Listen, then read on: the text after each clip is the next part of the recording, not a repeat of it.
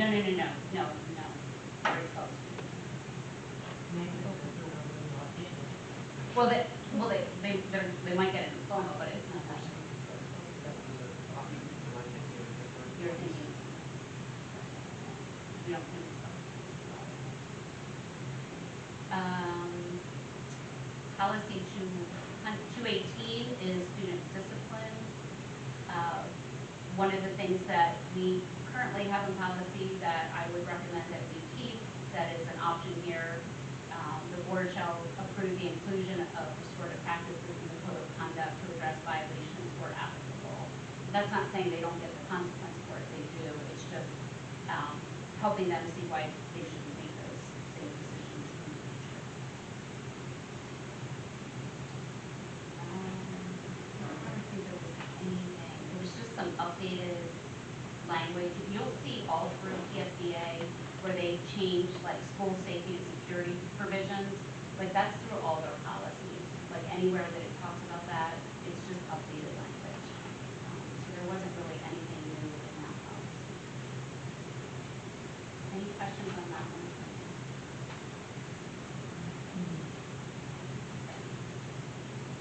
218.1 is on weapons.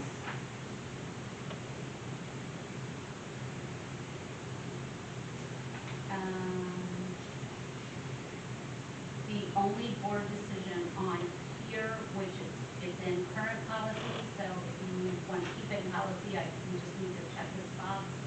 In accordance with federal law, possession or discharge of a firearm in or within 1,000 feet of the school grounds is prohibited. Violation shall be reported to the appropriate law enforcement agencies.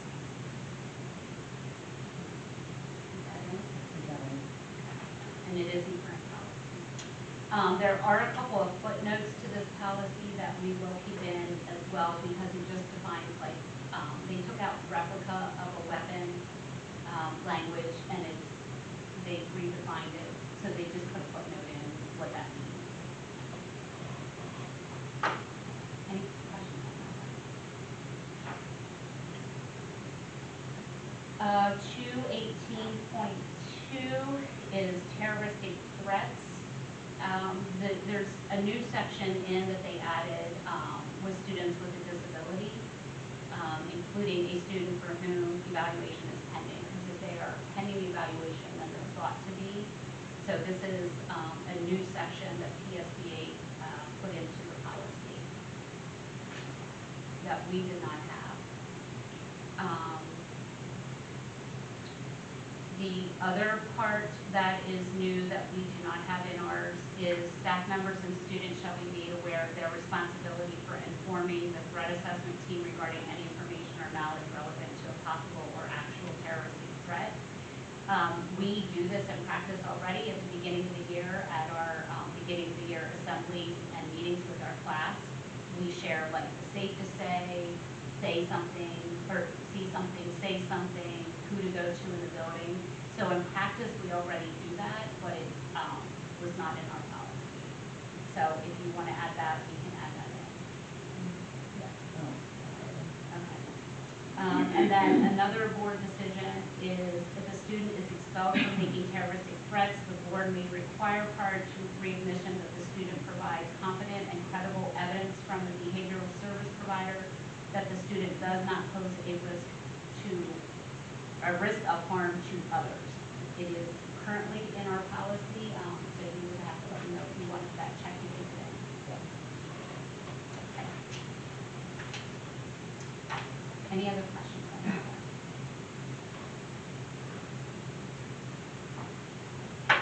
Policy 806 is child abuse. There is not a whole lot of changes in here. However, when you get to down under training, there's an option that says the district shall provide each volunteer with training on child abuse recognition and reporting. Our recommendation is that actually we do not recommend that because volunteers are always with a staff member that should be doing the reporting. And recognizing the child abuse. So it's like volunteers. Yes, this is only for volunteers, and so we're not recommending that we put volunteers Because through there's training. liability there. There, I don't know the answer to that, I guess I'm just asking the question, that might be a question for disclosure. But then we would be responsible for making sure every volunteer went through the training prior to being able to volunteer, where again, volunteers aren't supposed to be left alone in classrooms or on trips, when they're chaperoning, so they would always have an adult who's trained in it already. Could it be offered, not mandated? Like if a volunteer would want to. That's their own expense. Yeah, I'm not sure where you would get the training. Like right now, our staff is trained through our safe schools, and we can monitor that everybody did their training. Was So that that's, previously in the policy? it was in the policy, but we were not following it. Because current volunteers are not trained in recognizing child abuse. Yeah,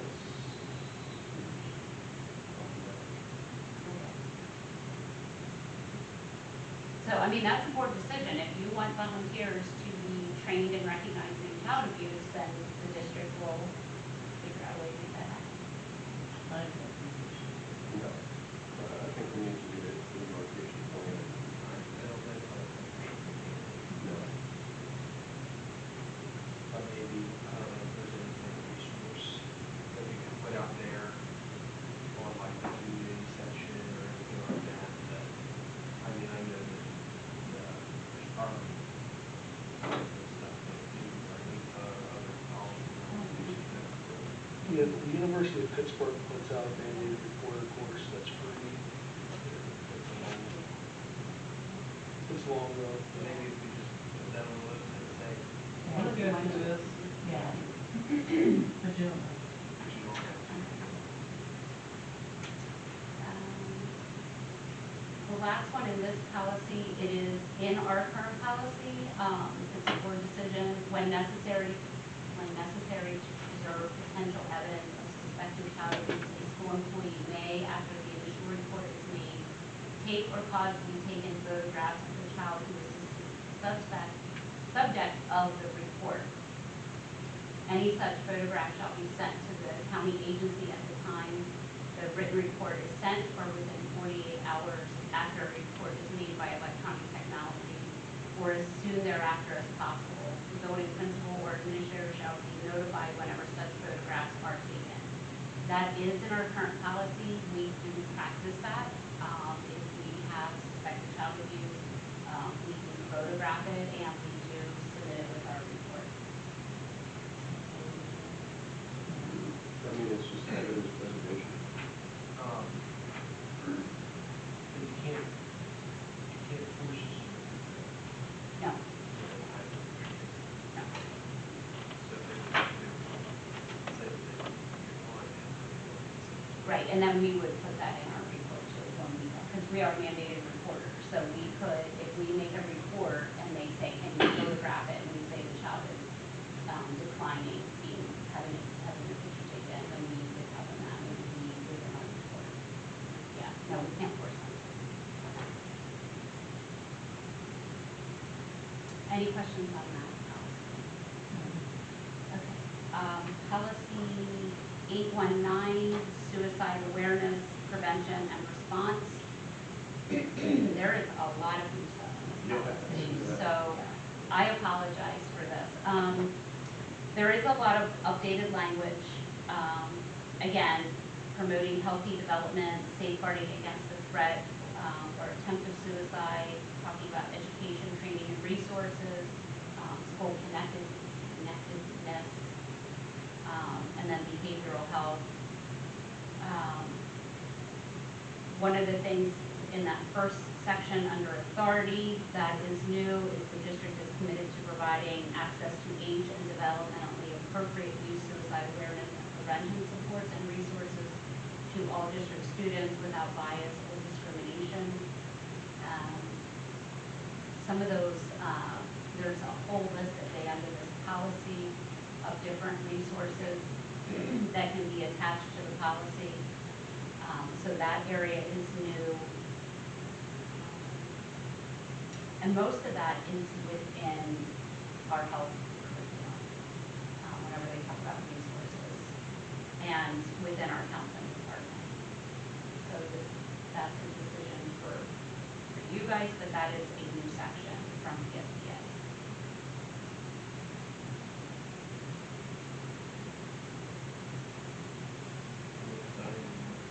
Well, it's just new language that we're committed to providing access to age and developmentally appropriate awareness and prevention.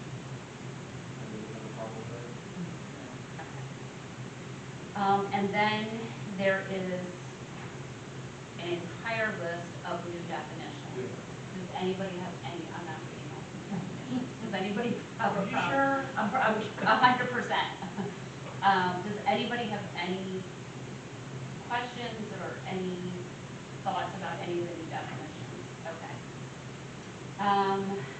Delegation of responsibility. We don't know how, but this entire section was missed in our current policy. So it will be new, and we do need to add it, because there is no delegation of responsibilities in our current policy. Okay. Also new about lessons that will be integrated into the curriculum, health classes and other classes as appropriate. I can tell you that ours is in our health and PE classes. So that is part of their standards and their curriculum.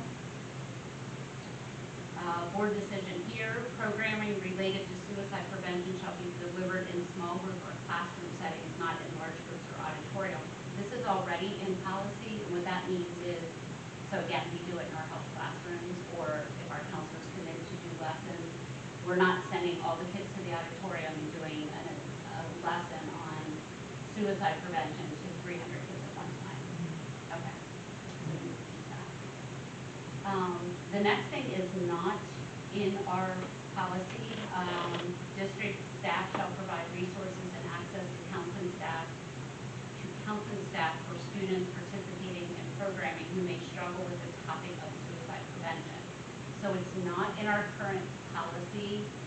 I can't speak for the other building levels, but I can speak for the high school. So if we have a student in a health class and they are getting ready to do suicide prevention or suicide awareness, if a student struggles with that topic, they are excused from that and can go to the counseling center. So but that's a board, you guys have to say whether or not you want that in the policy. We do, and we want you to work with the general area for the piece. Okay.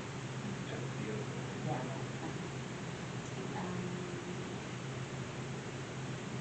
Encouraging students to seek help for themselves or their peers, including when concerns arise via social media or other online forums, and to avoid making promises of confidences when they are concerned about the safety of a peer or another individual. That is currently in our policy, and we would recommend keeping that. Okay. The other options there as well are already in our policy, so we would, number 3 and number 4, we would recommend keeping those. Number 5 would be new, which is providing local, state, and or national resources for seeking help. Yes. It's number 5. It's on page 4.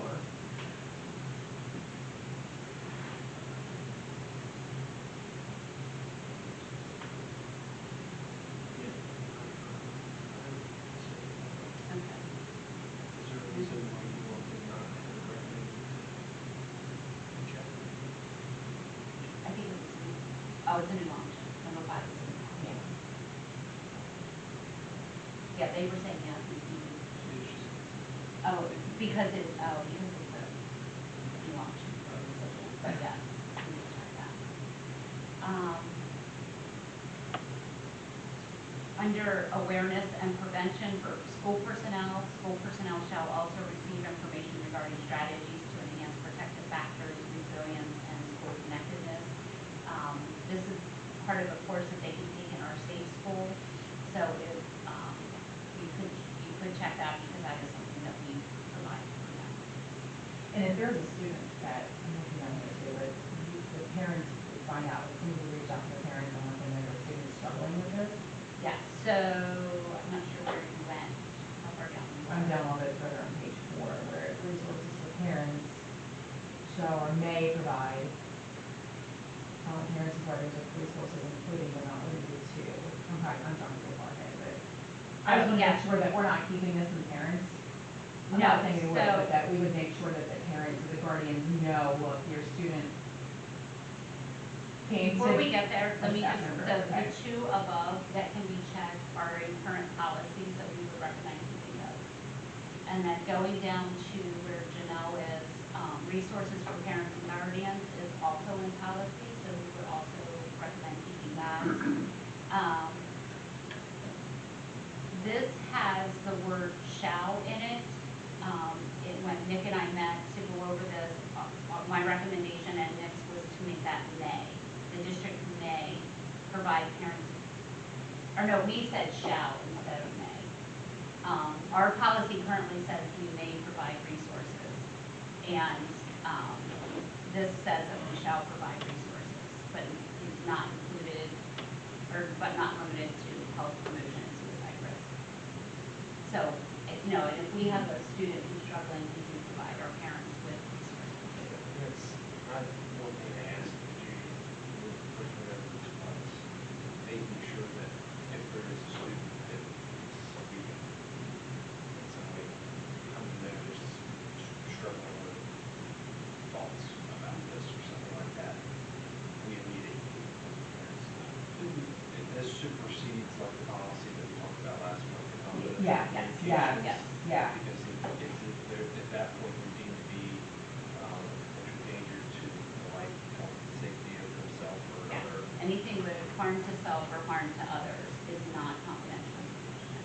I mean, you have to tell the appropriate people. Right. But so like if a student, if I'm having a conversation with a student, and I told Nick this happens, unfortunately though, but when we're talking with a student, and we start getting the sense, and we have to ask the question, like, do you have suicidal thoughts? Do you have a plan? Like, and we share that information with parents. Okay. If they have thoughts of self-harm to themselves or to others, we have to share that information. Yes. Yes. So we're changing that verbiage to shall, not may. Yes. Okay. If that's what you're asking, if that's Yes, what you're I would like to see recommending. that. Okay. Board decision down under suicide prevention coordination. This is not in our current policy, but we would recommend it, where it says who may also be a member of the threat assessment team, because those team members do very much overlap.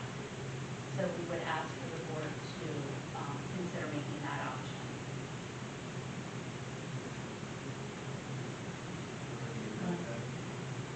Because the same members on our threat assessment team are generally on those teams as well. They put in the language for safe to say to make sure that our safe to say is covered. Some information about intervention teams and designated staff responsible for conducting or arranging suicide risk screenings. That's part of the assessment team, so that's new wording that we would want to keep in there. Again, as I said, there's a lot of changes to this policy, and it's a lot easier, for lack of a better term. Going down through under methods of assessment, all of that is new or updated language, most of which is in our current policy.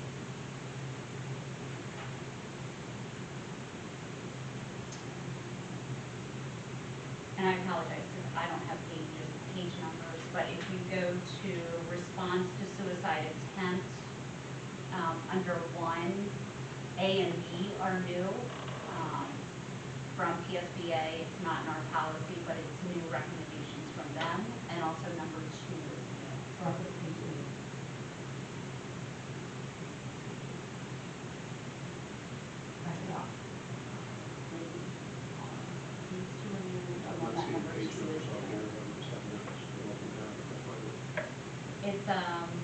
right above re-entry procedures and right below response to suicide attempts.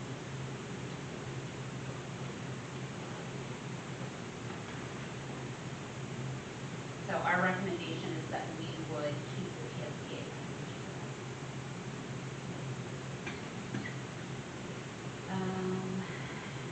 And then at the very bottom, before all the resources are listed, it's just reports and information shall be maintained confidentially, and the